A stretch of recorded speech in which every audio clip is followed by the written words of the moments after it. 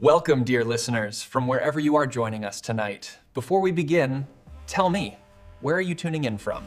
Tonight, we step into the hidden corridors of history, into stories preserved in silence and ink.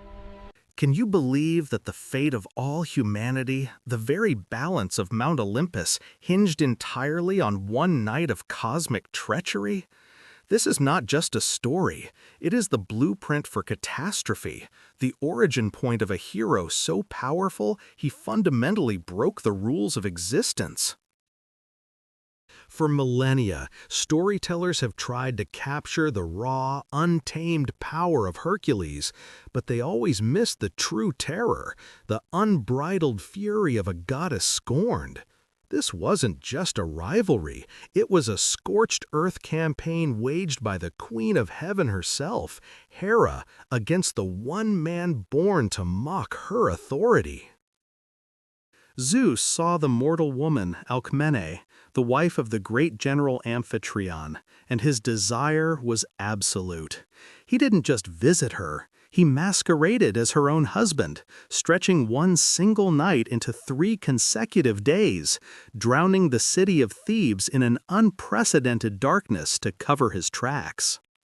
When Alcmene finally awoke from that impossible 3-day-long embrace, she was carrying the seed of the sky itself, a child destined for greatness, but also for unimaginable suffering. Zeus, arrogant and boastful, declared his intentions to the assembled gods on Olympus.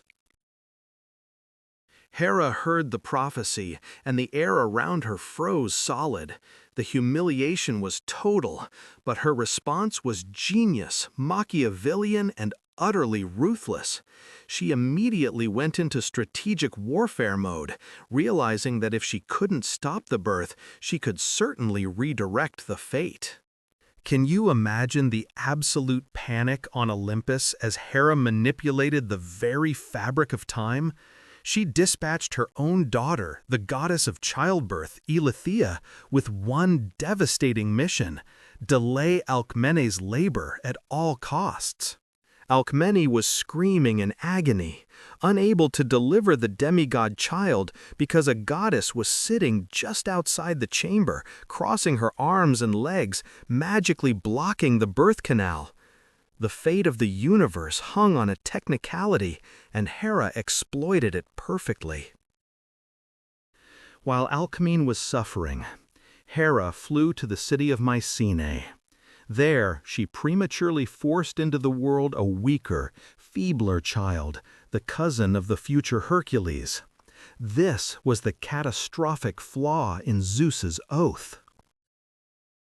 Because the prophecy only said, "the child born this day," Hera had successfully used the technicality to steal the cosmic inheritance. That weakling, the terrified little infant named Eurystheus, was now the destined ruler, the king who would one day command the greatest hero the world had ever known. A catastrophe no one saw coming, except the vengeful Queen of Olympus. Finally, through a brilliant, desperate intervention by Alcmene's servant, the curse was temporarily broken, and the child burst forth, already radiating power. They named him Alcides, but history would remember him as the glory of Hera, Heracles, or Hercules. She had already struck the first, devastating blow before Hercules even drew his first full breath, manipulating the threads of fate to steal his destined kingdom. By delaying Alcmene's labor and speeding the delivery of his weak, sniveling cousin Eurystheus, Hera had ensured that the true heir to Mycenae would be born into servitude, destined not for the throne, but for the lash of tyranny. They slipped through the window of the nursery, silent as shadows and driven by the malicious intent of a scorned goddess. The air grew thick and heavy with their serpentine musk.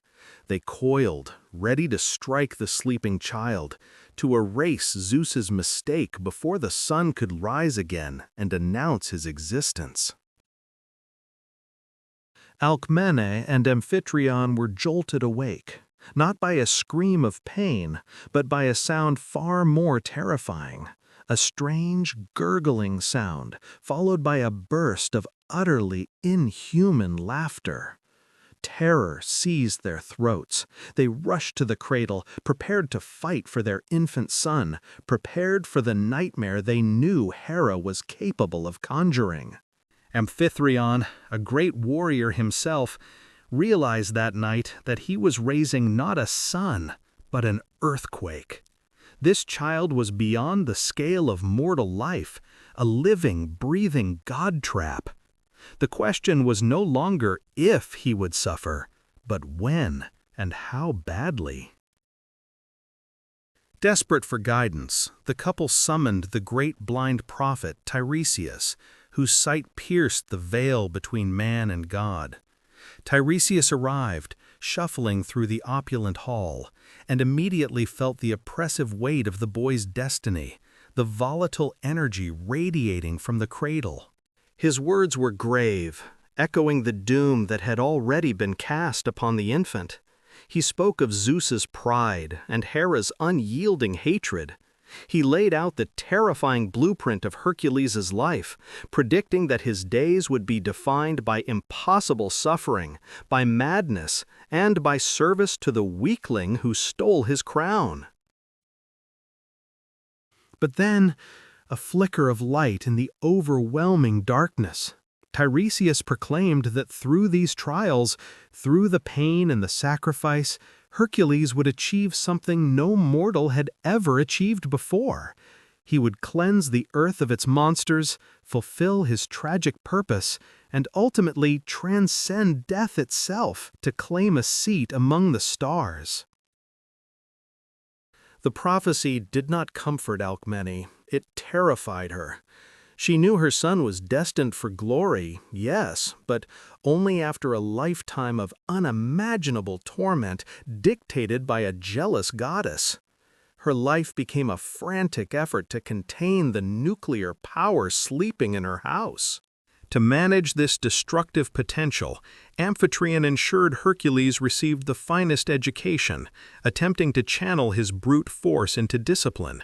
He was trained in chariotry, archery, and wrestling.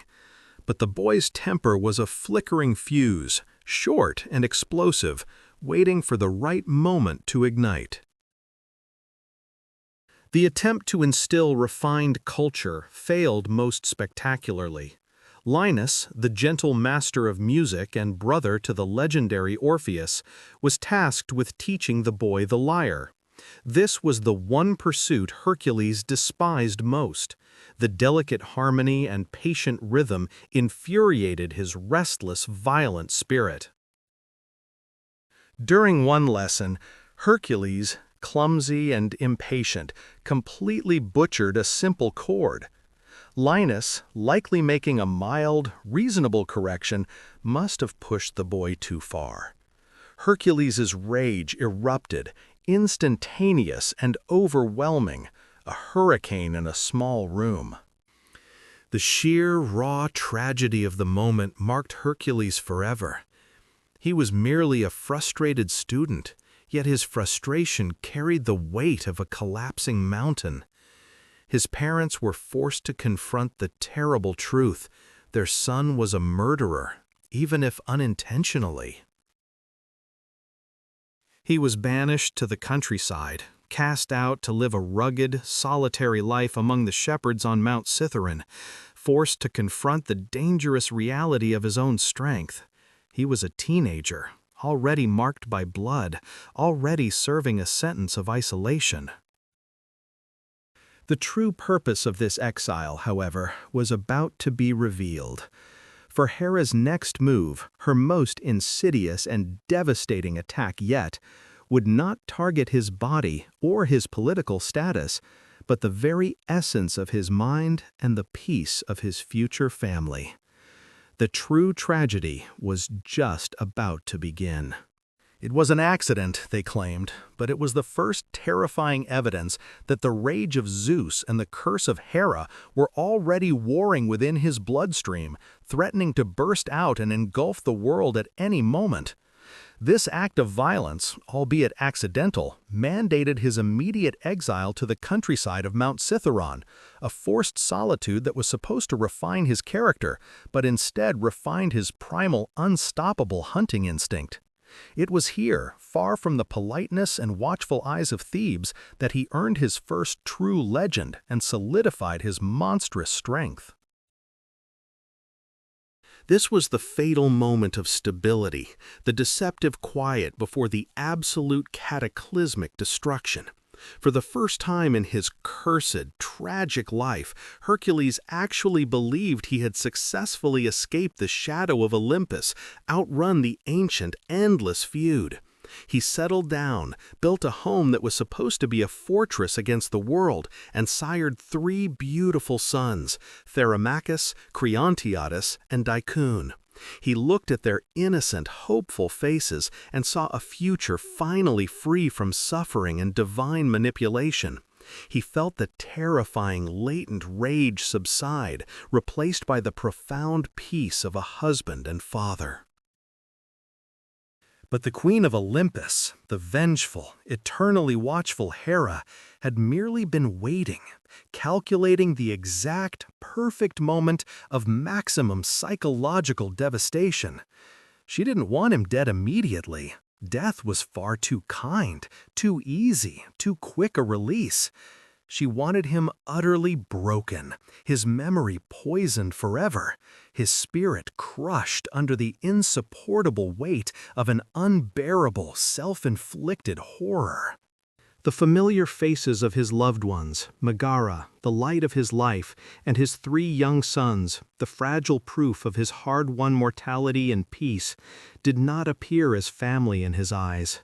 They appeared as monstrous, snake-like threats, the terrifying spawn of his ancient enemy, Eurystheus, or perhaps the demonic soldiers of Hera herself, demanding to be destroyed. The illusion was perfect, the delusion absolute and divinely enforced. Driven by this divine, manufactured psychosis, the hero did the unthinkable, the atrocity that would stain his soul forever. The man who had choked the life out of monstrous lions and saved entire grateful cities now turned his lethal hands, his immense, world-shaking, God-given power against the only people he was sworn by fate and love to protect. The horror was immediate, physical, and absolute. He didn't just feel grief. He felt the entire universe collapse inward into a tight, agonizing point of self-hatred and total despair. This was not the consequence of a battle lost to a foe. This was the direct, agonizing consequence of simply being born, the ultimate, horrific price of Zeus's lust and Hera's eternal, unending vengeance. Who could stand against a man who had murdered his own blood? The entire city of Thebes recoiled in justifiable terror and revulsion. Hercules, utterly destroyed, was forced into a desperate, immediate, solitary exile, unable to bear the sight of his own hands, the instruments of his own destruction, and the tools of Hera's revenge. His only true ally, his devoted uncle Amphitryon, led him away from the smoking ruins of his home and toward the one place that held the key to his impossible future, a path of forced penance. He traveled to the sacred, misty slopes of Parnassus, seeking the terrible pronouncements of the Oracle of Delphi, desperate for a path, any path, to purify his soul from the stain of kinslaying. He threw himself, a ruined giant, before the Pythia, the ethereal voice of Apollo, begging for absolution, knowing full well that no mortal action could ever truly wash away this devastating, divine stain. The oracle spoke, her voice echoing with the authority of the gods, yet subtly twisted by the undeniable influence of Hera, who always had a powerful voice, even in Apollo's most sacred temple. The price of his purification would be unbearable. The solution, a divine irony designed specifically to maximize his humiliation and continuous suffering, twisting the knife deep into his pride. He was commanded not to wander the world as a broken hermit, but to return to the very land he had been denied at birth by Hera's initial machinations. He was to submit entirely, body and soul, to the authority of the contemptible, cowardly, and perpetually terrified King Eurystheus of Mycenae. For 12 long, agonizing years, he would become a virtual slave to his despised cousin, performing any task, no matter how impossible, degrading, or lethal, that Eurystheus demanded. These impossible tasks would become known as the 12 labors, the ultimate, agonizing crucible designed not to save his life, but to destroy his very spirit, one impossible quest at a time. The greatest hero the world had ever known, broken and draped in the blood of his own kin, trudged the dusty path toward Mycenae. This was not a victorious march, but the slow, agonizing descent into mandated slavery, dictated by the very gods who had engineered his ruin. His heart was a hollow drum, beating only out of necessity, devoid of the fire that Zeus had gifted him. The mighty Hercules, the demigod capable of throttling snakes in his cradle, was now reduced to a chattel, a weapon aimed at the world by the shivering, petty tyrant who held the throne that should have been his own. Eurystheus, refusing even to stand in the same courtyard as the son of Zeus, ordered Hercules' service through a trembling herald, speaking from the safety of a specially constructed bronze jar buried deep within the citadel's treasury.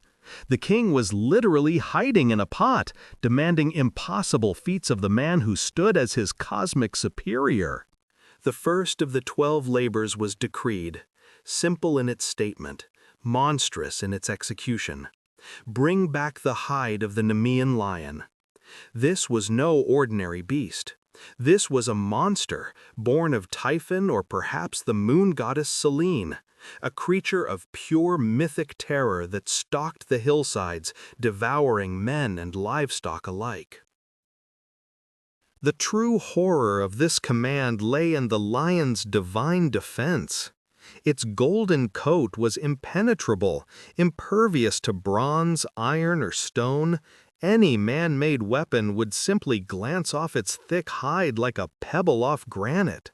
Hercules traveled to Nemea, armed with his bow and arrows, confident in his famous strength, only to meet immediate failure. He launched a volley of arrows, but they bounced away harmlessly, clattering to the forest floor.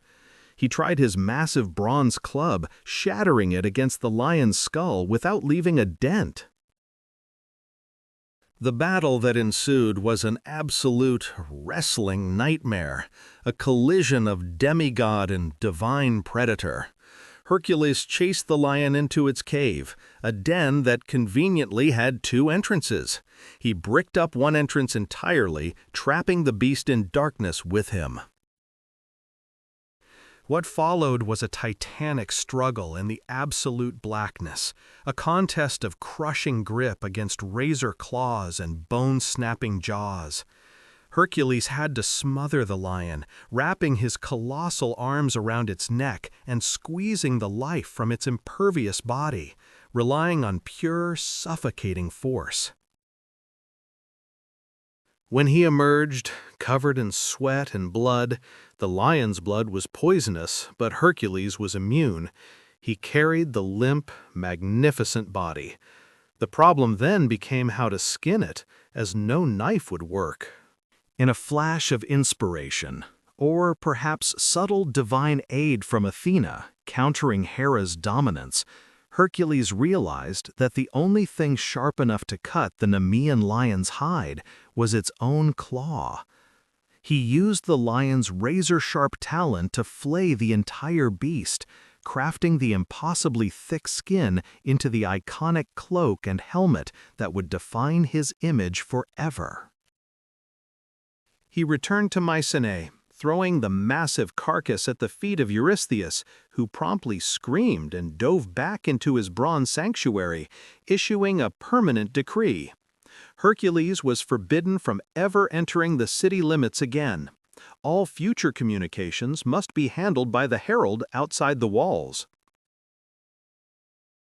Eurystheus, shaking with fear and enraged by the success, immediately demanded the second labor, the extermination of the Lernaean Hydra. This was a direct escalation, a beast of pure, concentrated divine terror, dwelling in the swamps of Lerna, a poisonous hellscape engineered entirely by Hera to be unkillable. It was a biological paradox, a mathematical impossibility designed to make victory exponentially harder with every strike. To make matters worse, the Hydra's breath was lethal poison, its blood was caustic venom, and even the swamp water around its lair was deadly to the touch.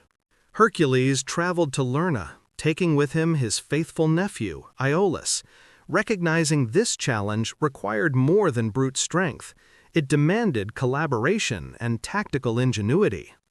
Finding the lair, a deep underwater cave, Hercules forced the massive creature out using flaming arrows. The fight began, a swirling vortex of scales, fangs, and poison mist. Hercules brought down his sickle, severing a head, only to watch in horror as two glistening, snapping new heads erupted from the wound, shrieking their hatred. The battle was spiraling out of control. The more he fought, the stronger the Hydra became. It seemed like the impossible task had truly arrived, a challenge where success in battle only guaranteed eventual agonizing defeat. But Hera was not done stacking the odds, oh no. She had one more divine surprise waiting in the marshy shadows, a hidden ally meant to ensure Hercules' life ended right there, drowned and poisoned in the Lernaean muck before he could even complete the second task. The Hydra's heads were legion, but its life force was centralized, contained within the single, immortal head that glistened ominously in the center of the serpentine mass. He shouted across the deadly landscape to Iolaus, his loyal nephew, charioteer, and confidant, the one man who understood the impossible logic of this task. Hear him roar over the chaos. "Iolaus, the wounds must be sealed! Fire! We must use fire!" Hercules realized that severing the heads was not the solution. The wound had to be sealed immediately, burned shut before the Hydra's dark magic could take hold and proliferate. Iolaus, without hesitation, grabbed the torch and rushed to the nearest source of fire. But how could they maintain constant flame on the humid battlefield? The solution was brilliant, desperate, and wholly necessary. They would use the scorched stumps of the surrounding marsh trees and the very flames used to roast their meager battlefield rations to keep the torches burning hot and true. Hercules moved with newfound ferocity, severing the mortal heads one by one, while Iolaus cauterized the bleeding wounds, pushing the beast back head by head until only the central immortal head remained, shrieking an unearthly rage that echoed Hera's own cosmic frustration at having her perfect weapon neutralized by human ingenuity. The last head, impervious to the club, writhed and snapped, its gaze promising eternal damnation. Knowing that no weapon could dispatch this final, divine iteration of evil, Hercules used the massive club to smash the creature deep, deep into the marsh ground, burying it beneath a mountain of rock and earth, a tomb he built with furious speed to ensure its corrosive existence was sealed away forever. Task 2 was complete, but the cost was astronomical. and the consequences would resonate for the rest of his tragic life. Before they left the site of the carnage, Hercules performed the one act that would transform him from merely a strong man into a harbinger of inevitable, agonizing death. He plunged the tips of his arrows into the Hydra's most potent weapon, the concentrated pool of corrosive venom that had spilled onto the battleground. Every arrow in his quiver was now tipped with instant, incurable poison, a weapon capable of killing gods, titans, and men alike, a lethal insurance policy against the endless parade of monsters Hera would send against him. This potent Hydra blood, now smeared on the shafts of his destiny, became the ultimate tool of his heroism, allowing him to fell giants from miles away. But it was also the ultimate architect of his downfall, weaving the thread of poison directly into the fabric of his future tragedy. He had forged the weapon of his own demise. When Hercules returned to Mycenae, expecting the fanfare of a hero who had conquered the unconquerable, King Eurystheus was waiting with a chilling, politically motivated dismissal. The king, acting as Hera's perfect sniveling pawn, declared the victory invalid, null and void, a foul cheat against the terms of the labor. The reason? Hercules had accepted help from Iolaus, the assistance with the fire disqualifying the entire gruesome effort. 2 labors completed, but only 1 counted. The clock was reset. The impossible burden remained 9 tasks heavy, a soul-crushing political maneuver engineered from the heights of Olympus to ensure Hercules remained enslaved to the king's whims. Without pause, Eurystheus issued the third command, calculated to be even more frustrating and difficult than the last, requiring patience and subtlety, 2 virtues Hercules notoriously lacked. He was commanded to travel to Lernaea, deep within the shadows of Arcadia, and capture the magnificent Lernaean Hind alive. This was no monstrous beast of destruction requiring brutal combat. This was a divine creature, a sacred deer, consecrated to Artemis herself, the goddess of the hunt, renowned for its shimmering bronze hooves and horns of solid gold.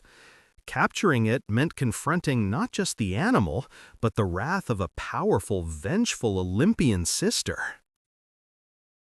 Hera was not just sending monsters now.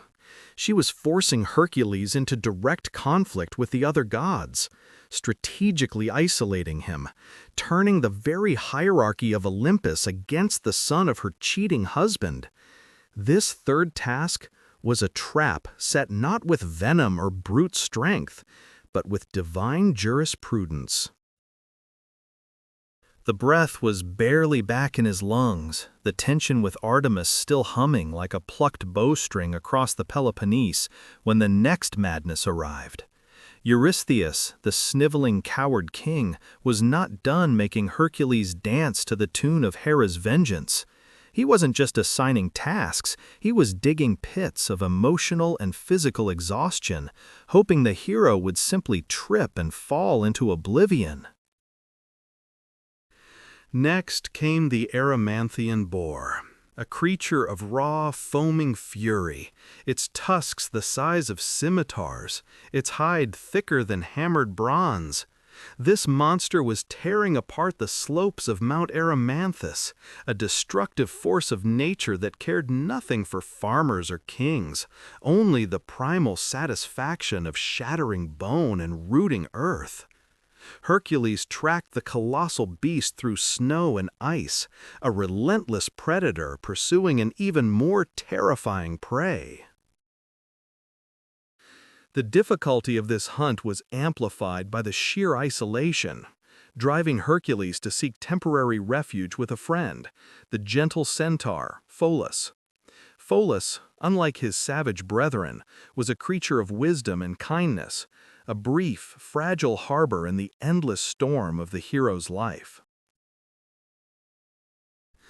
The moment the seal was broken, the intoxicating, supernatural aroma exploded across the mountainside, a siren call of madness that drew every violent, untamed centaur in the region toward the cave. They descended like a storm of muscle and rage, convinced they were being robbed of their birthright, transforming a peaceful meal into a blood-soaked ambush.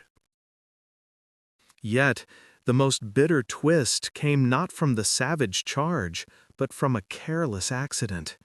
In the chaos, one of Hercules' own poisoned arrows, dipped in the deadly venom of the Lernaean Hydra, grazed the legendary, immortal Chiron. Chiron, the kindest and wisest of all centaurs, the tutor of heroes like Jason and Achilles, was suddenly cursed to live forever in agony. The venom meant instant death for mortals, but for an immortal, it meant eternal, searing pain that could never abate. The sight of the monstrous, snorting boar tossed unceremoniously at the feet of Eurystheus was enough to send the king screaming into his bronze jar once again, a truly pathetic display of fear. But Eurystheus, guided by Hera's cruel calculus, immediately sought to nullify the victory, knowing the hero must be tormented further. The next command was not a test of strength or bravery, but a calculated act of pure, grotesque humiliation. Labor number 5, the cleaning of the Augean stables. This was a challenge designed not to kill the hero, but to drown him in filth, to degrade the very idea of demigodhood. King Augeas, a son of Helios, possessed the largest herds in all of Greece, thousands upon thousands of divine cattle, and their accumulated waste had not been cleared in 30 long, festering years. The stench alone was said to kill birds mid-flight. The sheer volume of excrement was literally reshaping the landscape around Elis. This was Hera's true genius, forcing the mighty son of Zeus, the destined savior of mankind, to wallow in cow manure. It was meant to be endless, soul-crushing, and ultimately impossible to complete to any satisfactory degree. But Hercules possessed the mind of a god as well as the muscles of one. He refused to use a shovel, recognizing the task as infinite and impossible by mortal means. He saw the geometry of the land and the potential of elemental power, ignoring the immediate putrid challenge before him. Instead, he looked past the filth to the geography, recognizing the immense power flowing nearby. The mighty rivers Alpheus and Penance, 2 colossal waterways rushing down from the mountain spine of the Peloponnese. With a force that redefined engineering, Hercules single-handedly dug immense trenches, carving new channels into the earth with his bare hands and club, effectively diverting the entire courses of both torrential rivers. He shattered the banks and redirected the current. The 2 colossal waterways, harnessed by divine strength, crashed through the stables in a single roaring tidal wave, scouring away 30 years of unparalleled stench and filth in a matter of hours. The stables were clean, the surrounding fields were purified. It was a victory of elemental command over environmental disaster. Hercules, having achieved the impossible and performed an enormous public service, demanded the promised 10th of the cattle from Augeas. But Augeas, seeing the labor completed with such ease, grew greedy and denied the agreement, claiming Hercules had used trickery and demanding he leave empty-handed. This immediate betrayal sparked a future war. But the immediate crisis came from the spineless judge, Eurystheus. When Hercules returned, triumphant and perhaps a little stinking of river water and reclaimed victory, Eurystheus immediately declared the labor void. "You were paid," he whined from the safety of his jar, "or at least you demanded payment. A hero does not profit from his duties, and you used the rivers, a trick, not true strength." With that single, self-serving declaration, the count was reset, and the weight on Hercules' shoulders doubled. The 9 completed labors were suddenly dismissed, the 10 promised tasks were magnified to 12, and the yoke of servitude was cinched tighter around the hero's neck. Hera had manipulated the rules of the game again, ensuring that the agony would continue, demanding 2 more impossible feats to fulfill her quota of vengeance. The next assignment would be watery, feathered, and utterly inescapable, threatening not just the hero's life, but the very sky above him. The stench of the swamp hung heavy, a sickly mix of stagnant water and putrefaction, but this was no ordinary mosquito-ridden mire. This was Lake Stymphalia, and the air itself was a weapon, filled with the terrifying, rhythmic clatter of death. "Use the noise against the noise, Hercules," she commanded, her voice cutting through the mechanical din of the flock. "Drive them into the open sky, where they cannot hide in the shadows." Taking the polished, gleaming instruments, Hercules climbed a nearby hill overlooking the swampy expanse. He raised the bronze clappers high above his head and brought them together in a crash that was not just loud, but cosmically resonant. It was a sound designed to shatter eardrums and crack stone, an ear-splitting, agonizing noise that drowned out the terrible metallic racket of the Stymphalian flock. The effect was immediate and catastrophic. The birds, panicked and disoriented by a sound far worse than their own, shrieked and rose from the cover of the forest canopy in a great swirling, confused mass. Now they were airborne, exposed against the bright Aegean sky. This was the moment of truth. Hercules snatched his massive bow and began firing. He did not need to aim at specific birds. He simply needed to fire into the densely packed, panicked swarm above. Shaft after shaft flew true, felling the metal-feathered killers like rain. Those that survived the initial onslaught, driven by the ceaseless, agonizing clang of the bronze clappers, fled the Peloponnese entirely, never to return. The swamp was silent, purified, and Hera was left seething, her plan for a humiliating, noise-induced demise thwarted by a simple, elegant piece of divine sound engineering. 6 labors were complete. 6 times the world had tested the son of Zeus, and 6 times he had defied fate. But now, the vengeful queen was running out of local terrors. The remaining tasks would require international travel, impossible capture, and confrontations with the very children of the gods, designed not just to kill Hercules, but to destabilize entire regions. Labor 7. The Cretan Bull.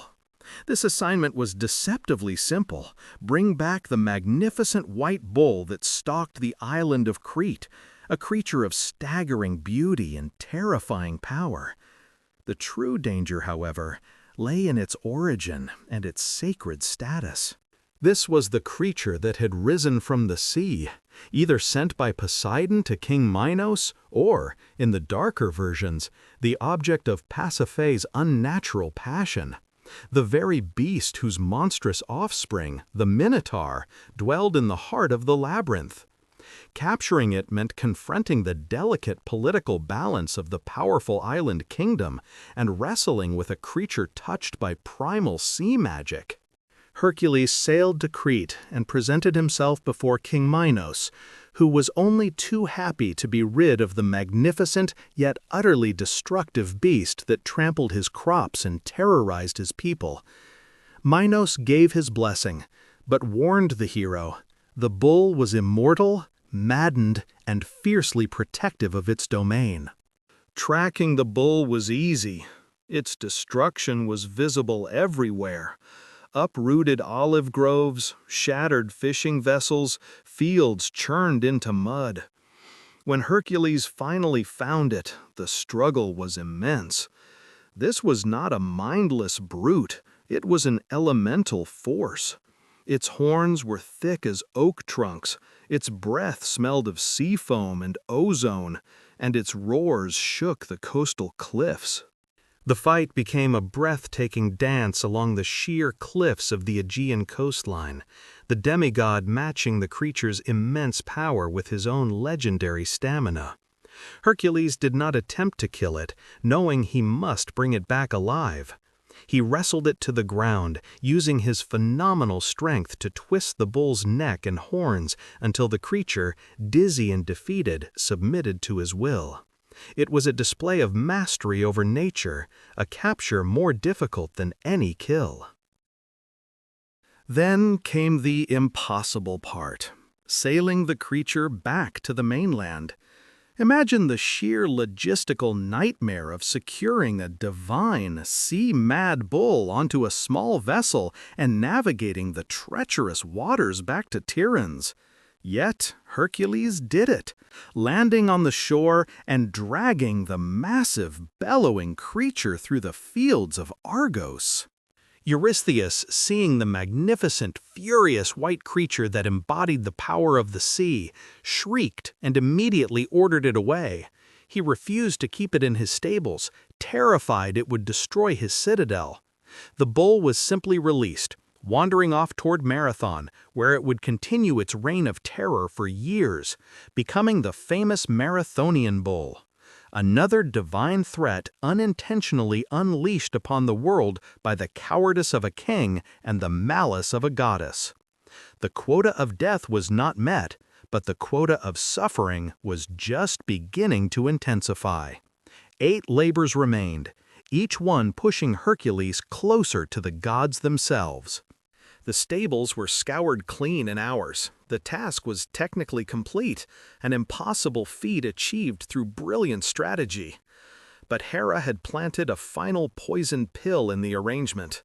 Aegeus, astounded by the speed, had offered Hercules 1/10 of his cattle as payment.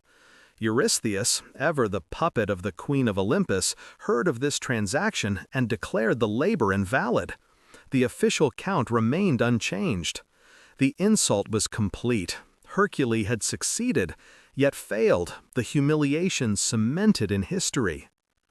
Next came the terror of the air, the 6th labor, the Stymphalian birds. These were not mere scavengers. They were monstrous, man-eating avians inhabiting the dense, dark marshlands near Lake Stymphalos in Arcadia, their numbers uncountable. They were creatures fashioned for war. Their beaks and talons were sharpened bronze, and worst of all, they could launch their metallic feathers like lethal arrows, raining down death upon the unprotected. The marsh was a graveyard, impenetrable and deafeningly loud with the constant metallic chittering of the flock.